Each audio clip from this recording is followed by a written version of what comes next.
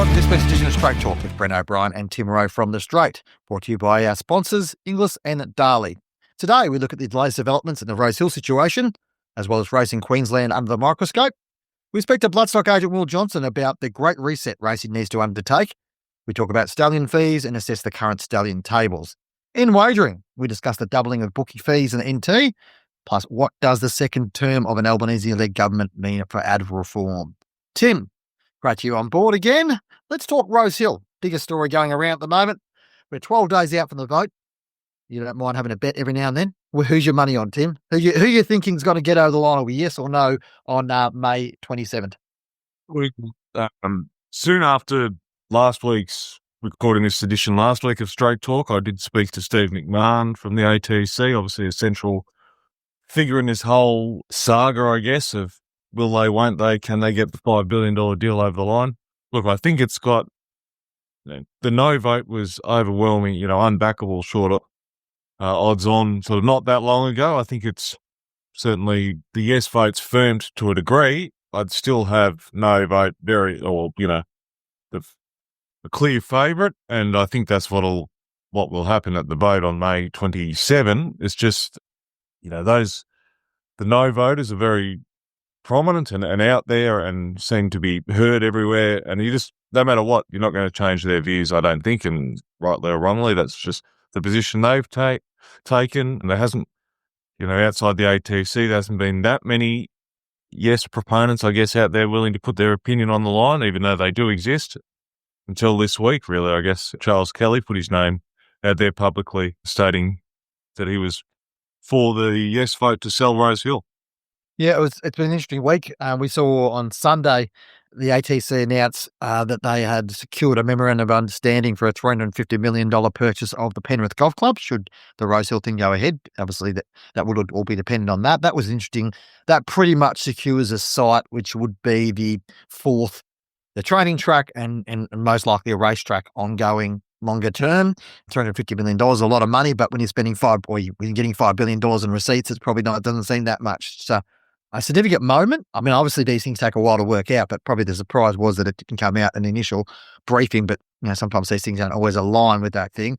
The other significant aspect this week was Racing New South Wales effectively backing the Warwick Farm plans, saying it was happy enough that obviously it had come up with the contingency that you have to replace Rosehill like for like, and that a new course at Rosehill, a new track at Warwick Farm and two tracks at Warwick Farm effectively would actually do the job of replacing Rosehill, and then obviously you got Warwick Farm's existing track would be replaced as well. So it was said it was satisfied with those plans. That was significant. What was also significant is that Peter Valides confirming that the Racing New South Wales won't seek any of the $5 billion that the ATC will get for this proposal should it go through.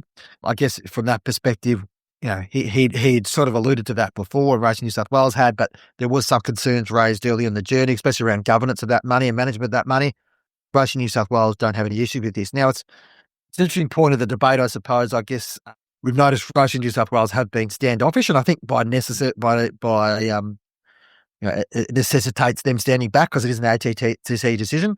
Obviously, their most significant intervention in the whole thing so far was to call off the first vote, Tim. So it's sort of interesting the way the sort of politics are playing out over time. And as you mentioned before, the wind has come back behind the yes vote a little bit more in the last few weeks. I think the document, the 111-page document that they released last week, has probably gone some way of allaying people's fears. There's probably a few other things that people have got, but there's still a lot of questions. I mean, there's still a lot of things unanswered about where things are at and whether Warwick Farm will get approved by the local council. It's a massive project, $800 million. I guess the other point too, Tim, which I want to raise with you, the ATC sent out also a missive this week talking about, the 10 points that the Save Rosehill group have come out against the sale of Rosehill. And they've sort of rebutted each of them, literally put wrong in capital letters next to all of them. Have the ATC spent too much time trying to fight Save Rosehill and not enough time trying to prosecute the case with the members who are undecided? Yes. That, again, talking to Steve McMahon last week, they argue that, this looks like it's on the run, and they basically used that, or Steve basically used that term, I think, but they argue it's because the push for time the government needs to know for their metro tunnel, to Metro Station, and this whole project banks on that getting off the ground. And so they argue that they're pushed for time. That's why it looks like they've, things change from week to week. That's their argument. On the no side, I've spoken to no proponents, as you have, Bren, who say, well, that's ridiculous. The government said they needed to know in March, and what's changed, and earlier, and that the deadlines keep changing, or is it changing? So many unanswered questions still.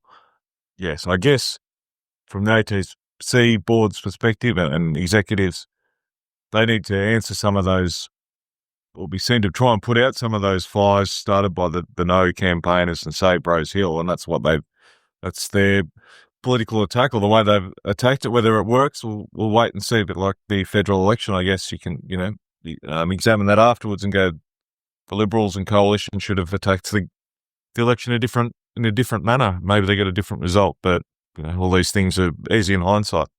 Yeah, it is. It is an interesting one. It has been a divisive force within racing. Yeah, and I think that there's some challenges about the way things were done. I guess we're talking about a massive project of the size and scope that Australian racing's never seen before, and a $5 billion injection back to the ATC. It is like, it's life-changing stuff. You would want to get all the details right, I suppose, before you got to that stage. But I guess we'll find out. That the members will make their decision on May 27th, and we'll, from there, that will be a point where, we'll know the next stage of this whole journey and where things sit. We'll talk through the possible fallout if it doesn't get through, or if it does get through when we get to that point, I suppose. The other one I wanted to mention from a racing point of view, Tim, was a situation Racing Queensland at the moment. The Queensland government have put Queensland racing in a review state. They've consulted with the industry, and they've sort of got away now. They've come back and formed a 4-person committee to actually work on this review, which will report back to Racing Minister Tim Mander later this year. It's probably October, November. Look, they're probably seen as a broader positive. They always said they'd do that. The challenge is for Racing Queensland, right? They're in a leadership perspective, they're in a sort of a bit of a state of flux. At a board level, Steve Wilson's term, who as chairman, long-term chairman, expired on the 1st of May officially. He was extended for 6 months. Now, that wasn't announced by the government. In fact, it wasn't announced at all until we put it on the straight yesterday, when we asked the question, because we just looked at the terms and said, what's going on with Steve Wilson's term? Oh, no, we've extended him for 6 months. Well, we didn't announce that. Well, that's so be it. So his term has been extended. So you've got that. Another board member's left, he was in charge of the greyhound aspect of it. So there's probably a board member short. There's no official answer from the government if they're going to replace that person, or what that look like. That was Dale Cartwright, whether they're going to replace that person or what things look like. So there's those questions that are at a board level, a governance level. And then we've got the uncertainty around the CEO stuff, right? So we've got Jason Scott, who resigned in January, leaves in sort of late July, I believe. So in that situation, you've got, he's sort of not out the door, but he's doing other projects. Lachlan Murray's come in as acting CEO, and I'm sure he's doing a good job. We both know Lachlan, and he's, I'm sure he's putting, but he's going to have to do a good job. But that interim CEO role, that CEO role cannot be filled while they don't know what the board looks like, and the board can't be filled until they know what the review looks like. So if you sort of play that out and say that review comes back in September, October, the board, bear in mind in Queensland, you can just refresh the whole board. So they might just decide to chuck the whole board out and start again if they want to. It's up to them. So then the board gets refreshed and they come in, and they've got to make a decision around a CEO, and they've got a CEO process then. So you get the feeling from a permanent CEO point of view from Racing Queensland, it could be 2026 before we're actually hearing anything about, where this sits. So I don't think that's a net positive for Queensland racing. I mean, all places have to go through times of transition, don't they, Tim, and work through that. But when you have a few things line up at once, where you've got a review going on, you've got sort of, a handover sort of uncertain situation around the board, and you've got a CEO leaving, it's not necessarily positive for the future direction, or it's the short-term sort of vision around to Queensland racing. Absolutely not, though. You feel sorry for the executives day to day doing the work, and the staff there at Racing Queensland, and even, liaising with the clubs like Brisbane Racing Club, trying to, get initiatives off the ground, encourage participation or improve racing in Queensland. And it's just hard. It would be hard to make those definitive decisions when you've got an interim CEO, and a review of the racing industry in Queensland to really take long-term strategic views on things. At the moment, it'd be treading water for sure. Yeah, and I think it's sort of, we talk a lot about Victoria and New South Wales in Australia. And, New South Wales and Racehill's dominated, and what goes on Victoria. Queensland is such an important state to Australia. It's such an, not only this time of year when we're talking about Group 1 racing, but we're talking about Magic Millions time. We're talking about the Magic Millions sales and how important they are. We talk about the overall strength. We talk about the fact that Queensland hold more race meetings than any other state in Australia. Yeah, that's got a large, broad geographic spread of engaged racing people. Yeah, it is a difficult beast to manage because of its size, but I think it's important that that it's well led and well run, and I hope that this review's taken as a chance to maybe reset things and move things forward. But there are some challenges there, and likely to be some sort of budgetary or funding challenges going forward, given where the wagering landscape's at the moment. Must be fights for for funding. I like Cairns and Townsville Cup carnivals that I've been to, and of course there's Birdsville, which iconic meeting but costs a lot of money to run.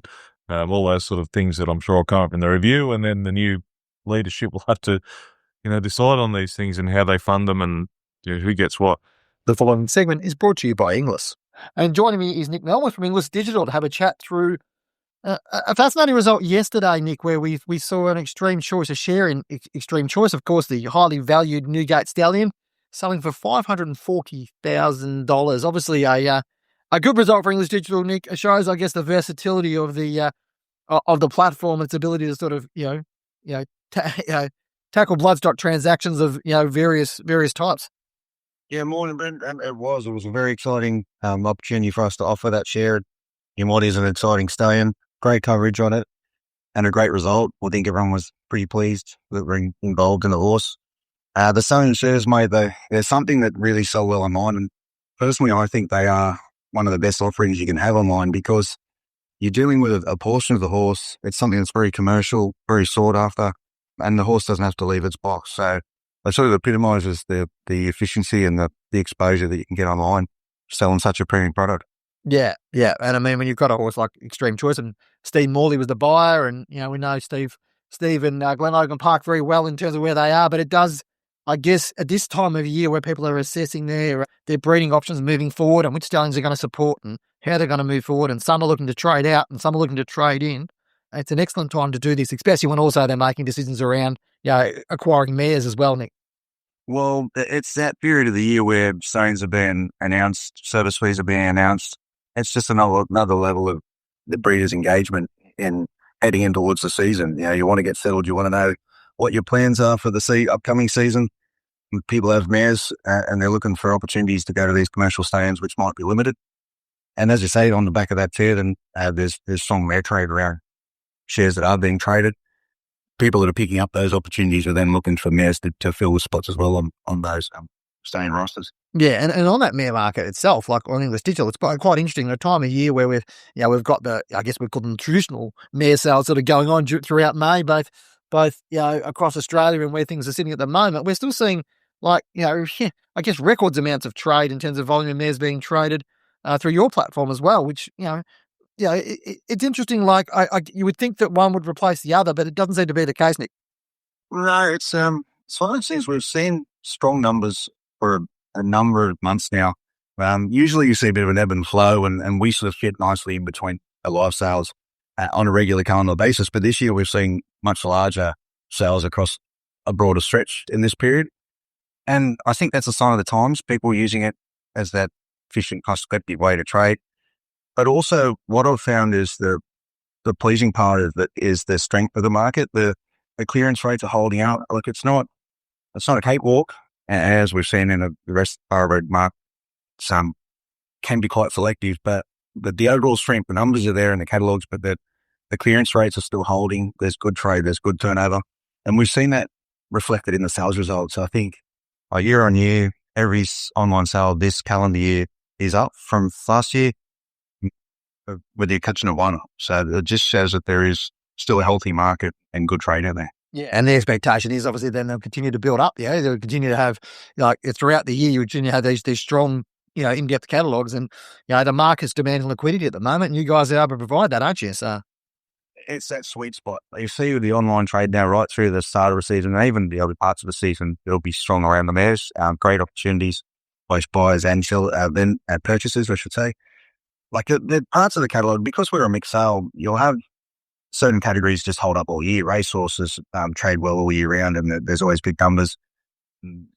The share categories, as we get to that breeding season, it does drop off. Of course, mares are being put in foal or waiting to be confirmed in foal before they can be sold. But this is that sweet spot now that we sort of hit right before that period where the live sales are pretty much coming to a close. But we've still got opportunity to trade and move horses around the country before the breeding season starts. Thanks for the update, Nick, and all the best for the rest of the Inglis digital sales season. Joining some straight talk today is Will Johnson, bloodstock agent. Will, thanks for joining us. Good to have you on once again. I wanted to sort of talk about the article, which you gave us some permission to publish on the Straight. Obviously, picked up on the fact you sort of published to your own audience, and we're glad to be able to sort of take it to a broader audience because I think it raised sort of several interesting points. It dealt with some of the broader challenges of the Australian thoroughbred industry, but also some of the opportunities that sort of situation represents. I mean, what drove you to write it? I think it's important that any challenge we face is turned into an opportunity, broadly speaking. I do these sort of updates to clients or opinion pieces sort of quarterly or whenever an issue or issues I think worthy of discussion come to mind. I think it is incumbent upon my generation to really grab the bull by the horns and really flesh out the key issues that are probably going a little bit under the radar. And so spoke about 4 different sort of areas that sort of need addressing. And, whilst they are, issues that are a little bit or somewhat contentious, I think they need further discussion to flesh out the opportunities and really improve the sport as a whole.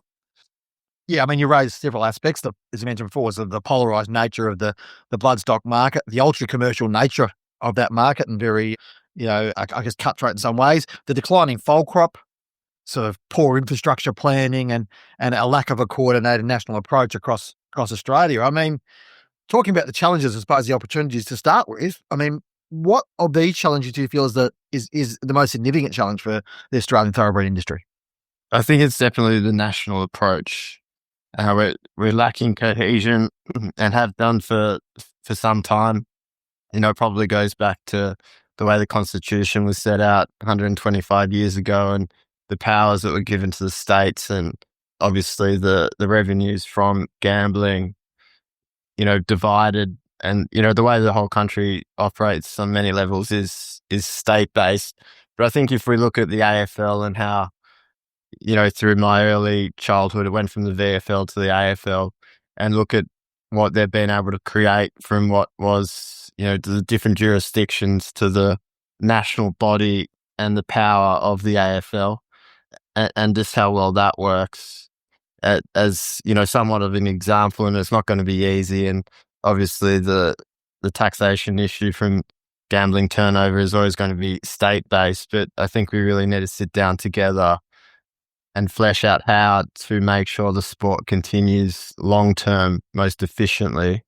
And, the most important aspect of that is probably a consolidation of costs, whereby there's probably too many tracks.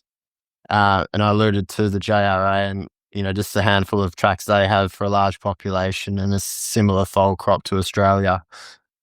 Back of the paper calculations, there's probably 4,000 acres of turf that we have to water, fertilise and maintain.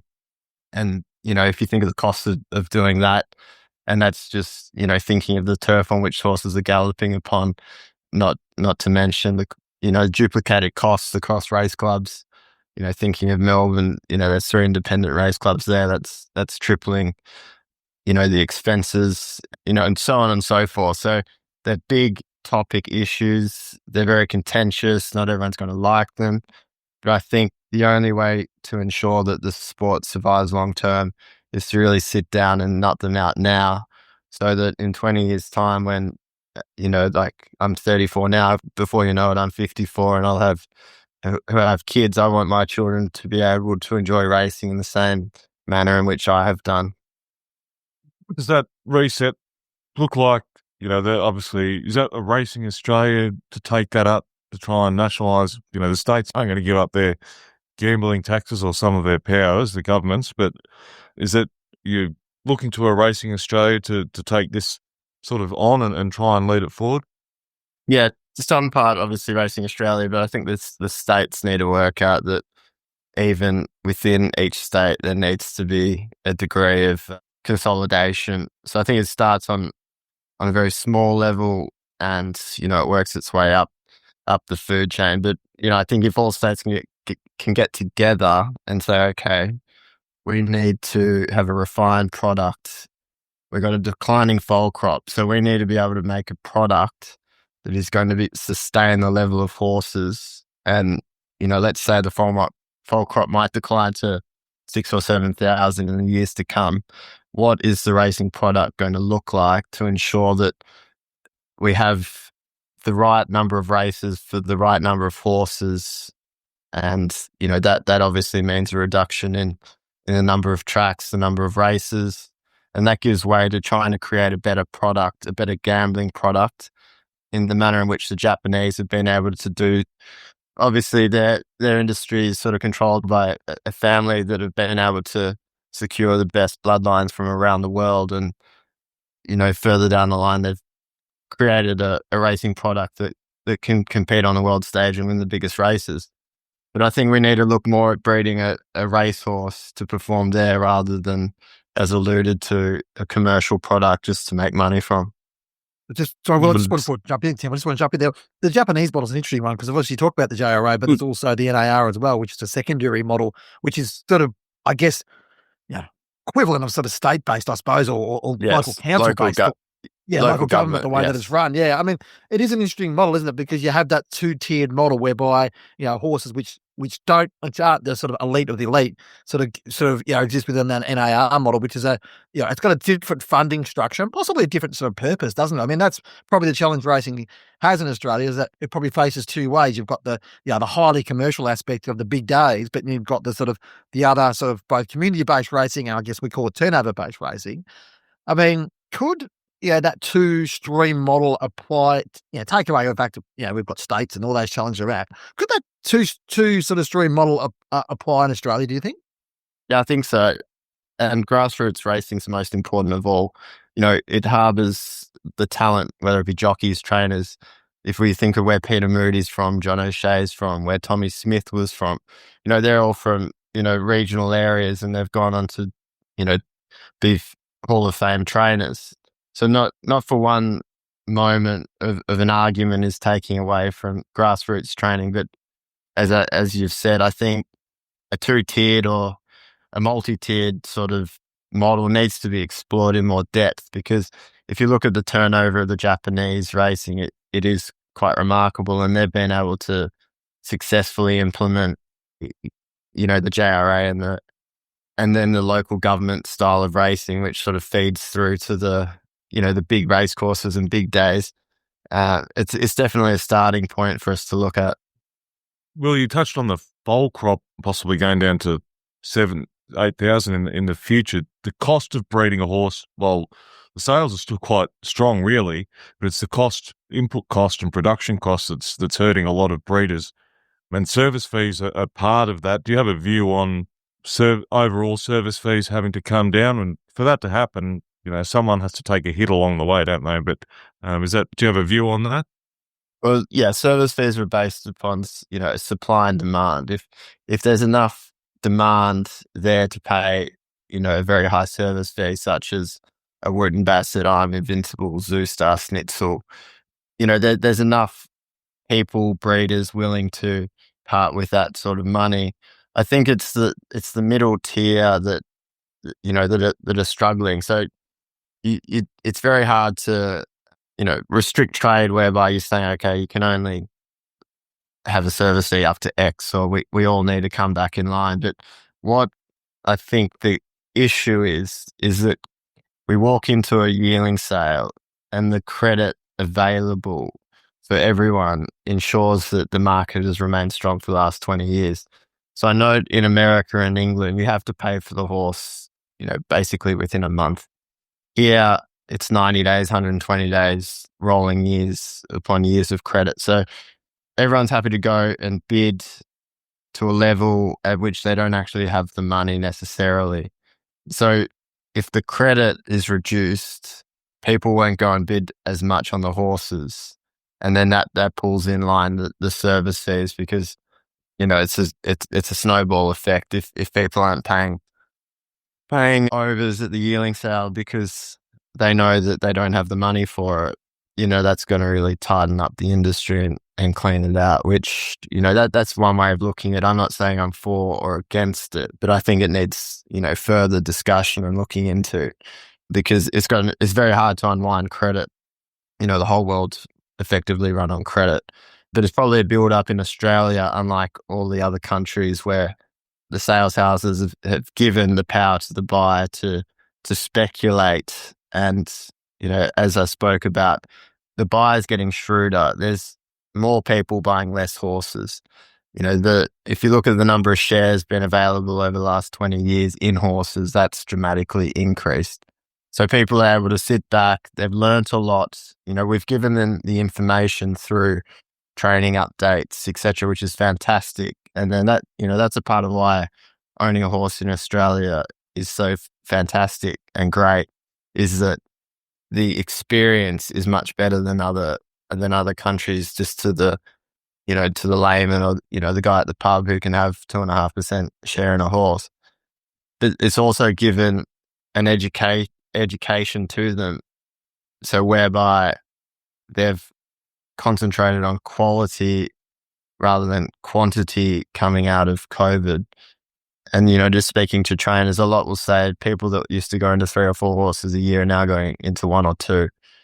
So, yeah, if we're producing too many horses, the tail gets long, there's not enough people to race them. And that's obviously going to create challenges in itself. Yeah, and beyond the foal crop, obviously, there's the importation of horses as well too, Bill, which is, I think you sort of made reference to as well. There's a sort of a layer on top of that that's investing in that. I mean, we live in a global world.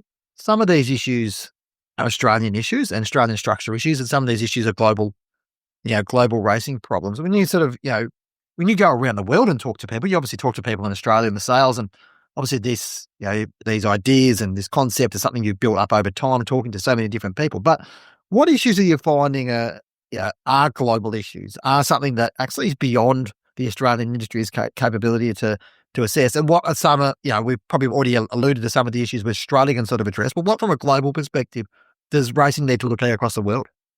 Yeah, I think there's so many issues you could obviously discuss, but if we look at America, at the moment, they've got the same problem with the potential sale of Gulfstream. So if you think of Miami, where Gulfstream is, it's a population of 6 million, very similar size to Sydney. The track's 30 minutes from downtown, exact same distance, Rosehill to Sydney. And that's an issue, is that the land on which these racetracks is worth, it's hard to sustain them longer term. That's happened over in the west coast of America. Hasn't happened in England as such yet. It was muted that Kempton would be sold, but the Jockey Club obviously have quite a strong handle on the long-term game there. But I think it just, looking at America, the sales, and even England, like the breeze up sales the other way, the top end's very strong, but it's just finding people to race just an average horse that doesn't quite meet the strict criteria by which the market's honed in on over time and experience. AI, etc., is really taking a hold, and people can make more informed decisions based on data. We just had chairmans last week, and there's the Gold Coast Wendling and Mares sale coming up on Sunday week and the following Tuesday, Wednesday. What did you make of chairmans first of all, and what do you expect at the Gold Coast? Yeah, chairmans was great. Inglis did a fantastic job of putting together probably the best catalogue they've had so far. I think it again shows the focus on fillies off the track, big, sexy, good-looking fillies with the race performance, like your Estriellas and Tis Invincibles, whilst in the group performers that are making what Group 1 winners made 5 or 6 years ago. And yeah, probably hollow middle to the mares in foal section of the catalogue, which, may pick up in a couple of weeks on the Gold Coast, just with the way that the catalogue's structured. But also probably shows just a handful of people at the top end buying those fillies. And, we need more people like, Coolmore, Yulong, John Stewart, etc., really coming in at the top end. We're quite shallow in that regard. And it's another issue, it's a challenge and opportunity. Let's use it more as an opportunity that we need to try and get more sort of big money into the sport in Australia.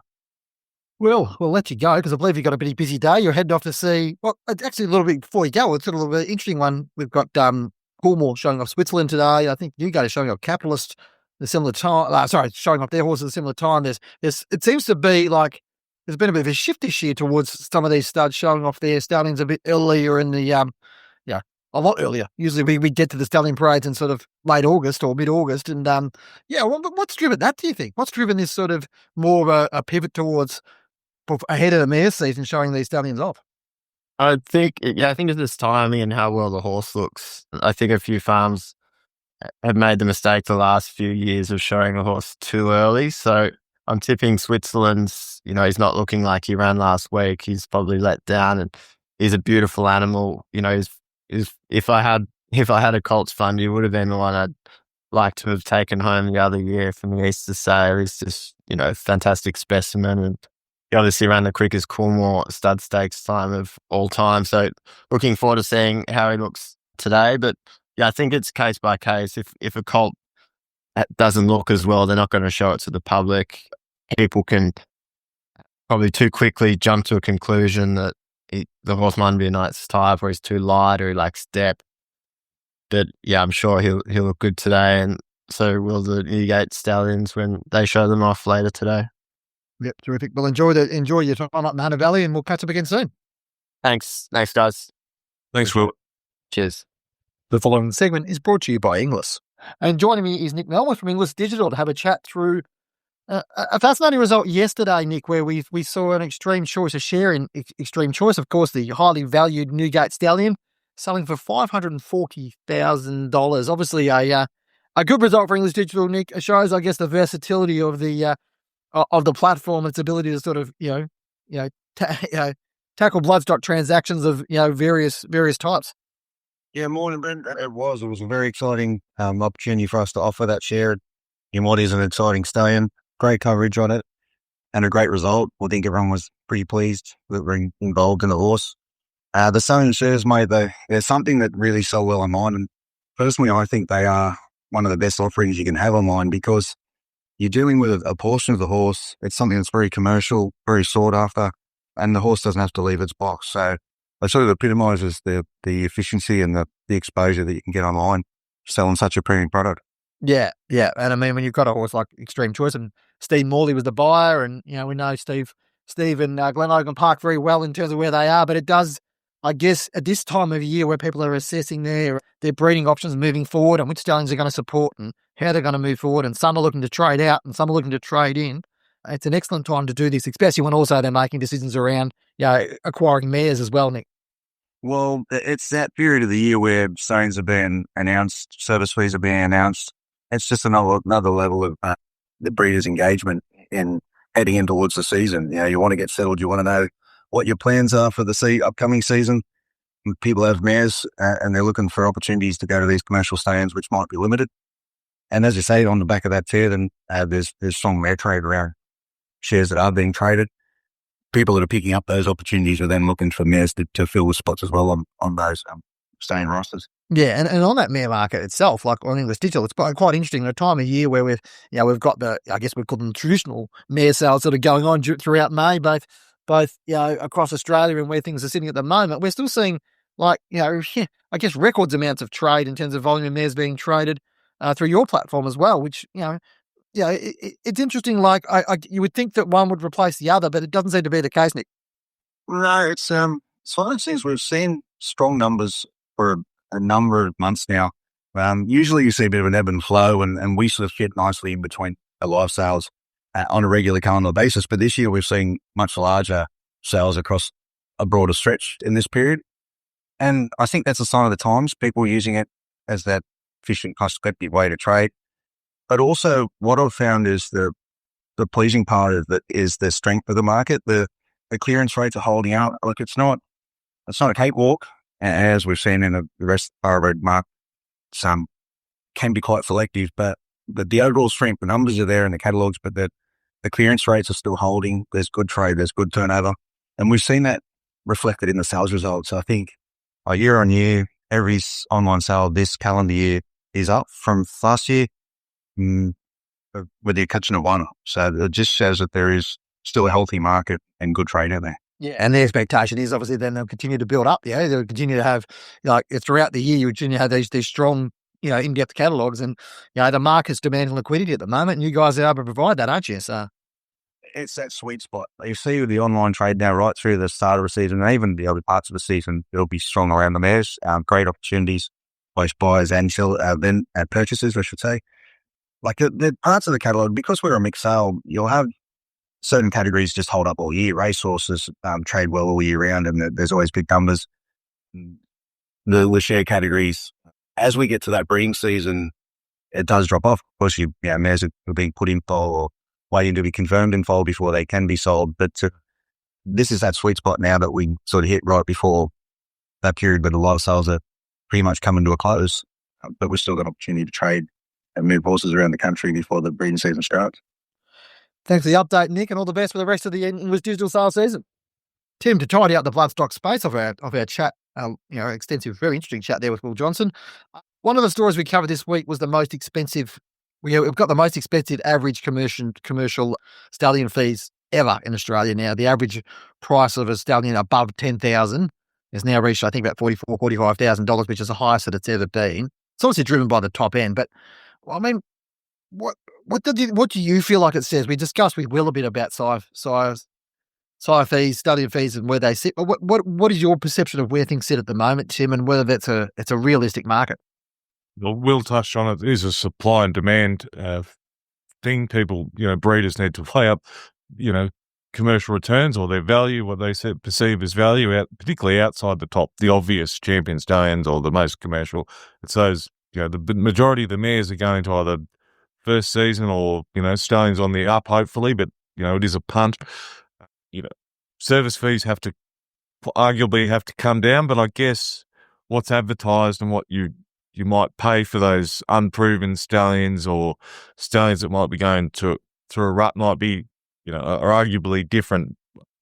Anecdotally, stud farms and stallion marketing teams found it incredibly difficult or increasingly difficult last season for those second, third, fourth season horses to get mares to them because breeders weren't prepared to take the risk. If they get it wrong, they're just penalised in the sales stream. Unfortunately, you've probably seen it with Russian Revolution to a degree this year. They, off a high fee and just had a bit of a low run. I think you can bounce back, but if you got your timing wrong, you got penalised in the sales ring. So stud farms will have to, stallion farms will have to sort of, I'm sure, will negotiate and do deals on some of those stallions. So the advertised and what they pay might be different on the ones that are just aren't at the top echelon or aren't first season and popular, I guess, in front of mine, probably the better term. I guess the concern becomes a bit too extreme, doesn't it? And that we have a situation where you have a bunch of sires high flying and going into more 200,000 plus sires than we've ever had before in Australia.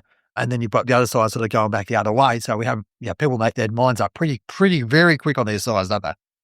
They do, and I guess it points to not a lack of, possibly a lack of depth. 15 years ago, there was probably 6 or 7, 8 stallions that you could breed to. They were all very, very good with Exceed. Excel was coming through and Fastnet Rock and More Than Ready and Sebring and, a heap of them you could, where at the moment it's very concentrated. And so outside those proven, champion stallions that are getting quite old, you do have to take a bit of a punt on, the new stallions coming through or that the stallion that started promisingly is going to be able to maintain that momentum.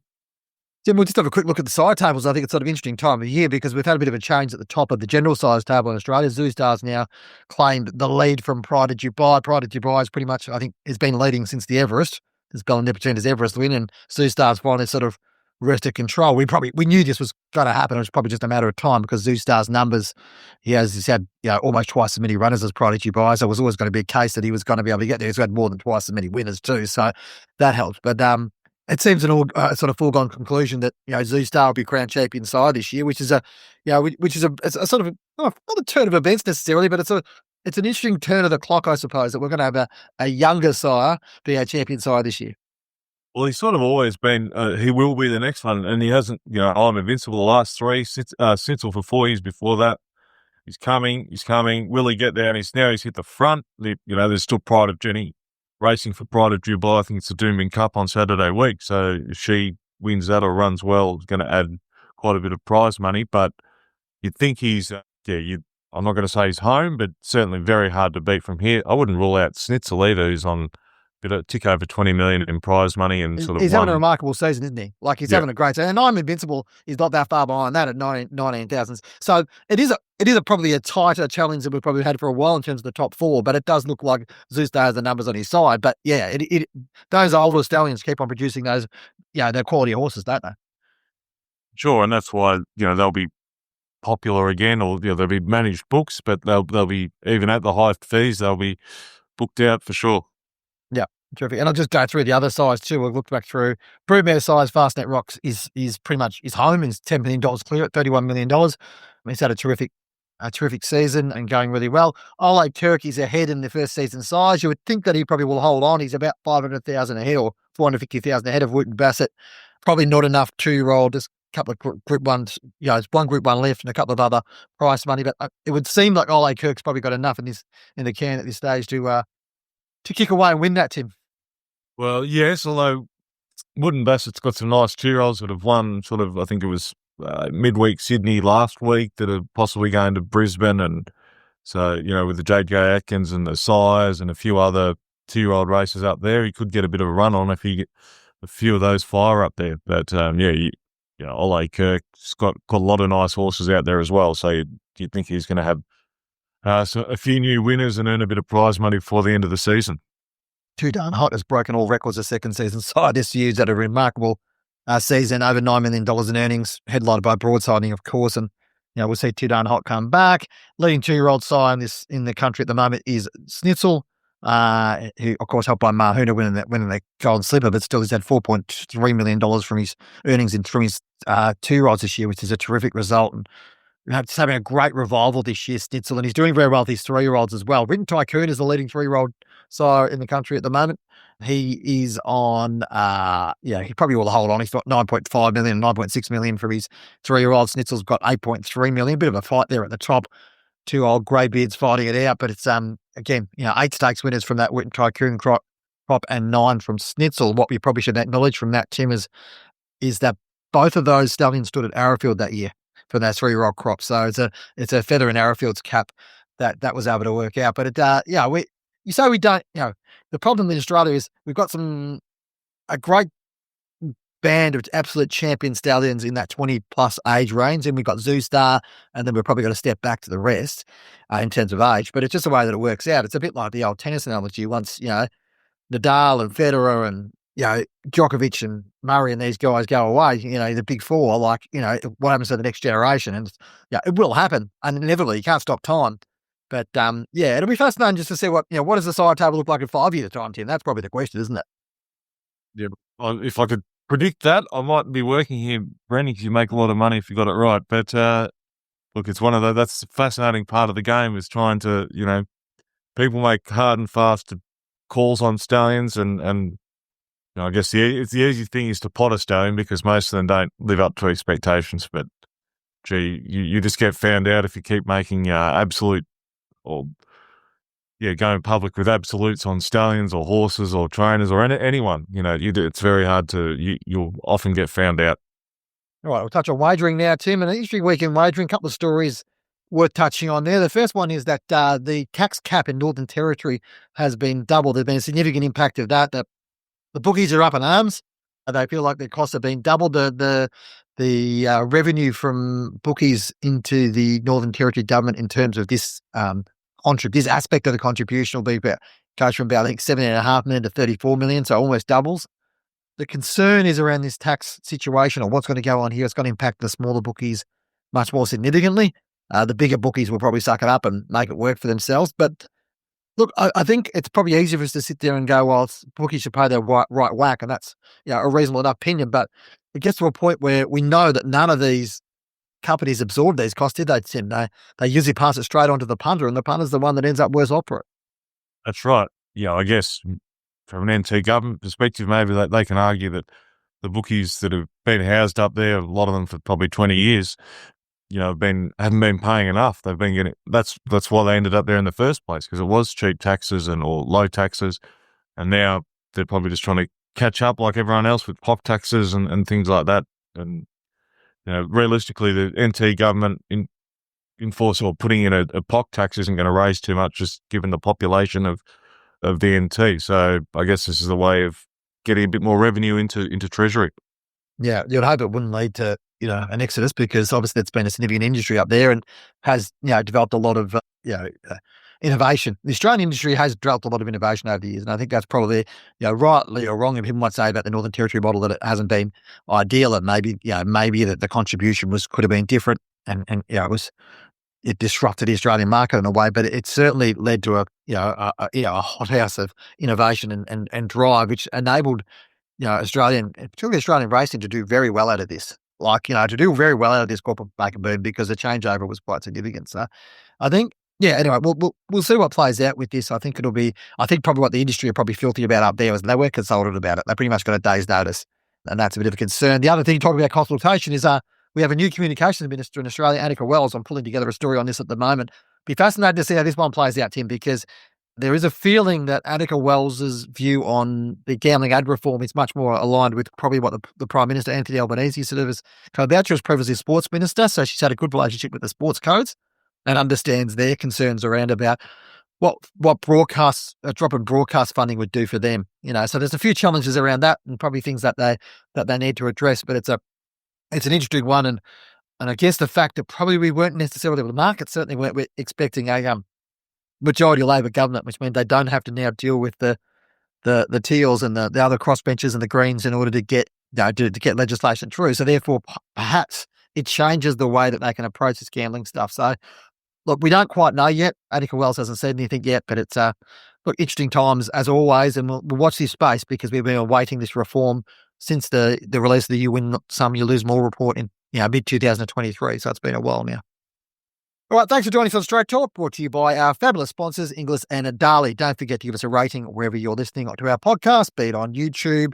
You might listen to us on Podbean. You might listen to us on Apple or Spotify or any of the other platforms. Be sure to subscribe. Send us an email at editor@thestraight.com.au, and we'll talk to you again next week.